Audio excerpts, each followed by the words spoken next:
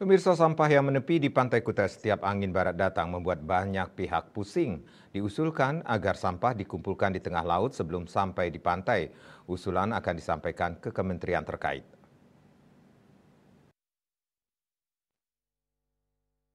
Mengumpulkan sampah di tengah laut disampaikan Ketua Gabungan Industri Pariwisata Indonesia GIPI Bali, Ide Bagus Agung Parta Adnyana saat diskusi dengan Kementerian Pariwisata Kemenpar Kamis 26 Desember. Merespon usulan GIPI Bali, PLT Deputi Bidang Pemasaran Kemenpar Nimade Ayu Martini sepakat menyampaikan ide tersebut ke kementeriannya. Martini mengatakan upaya penanganan sampah dari laut untuk penanganan sampah di Pantai Kuta ini memungkinkan dilakukan, mengingat sejumlah negara sudah terlebih dahulu melakukan ini menggunakan kapal atau bantuan jaring. Kemenpar melihat masalah sampah adalah serius karena berimbas ke destinasi wisata pantai. Namun masalah tidak akan selesai jika semua daerah hanya saling menyalahkan asal-usul sampah kiriman tiap tahun itu.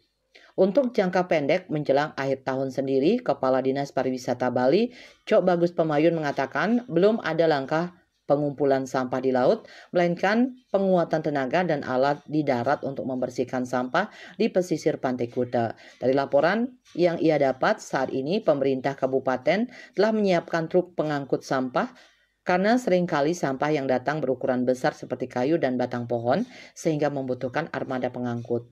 Selain itu, pemerintah daerah juga terus membahas pola terbaik untuk penanganan sampah sebab masalah pariwisata Bali selain kemacetan dan alih fungsi lahan adalah sampah. Bali Post melaporkan.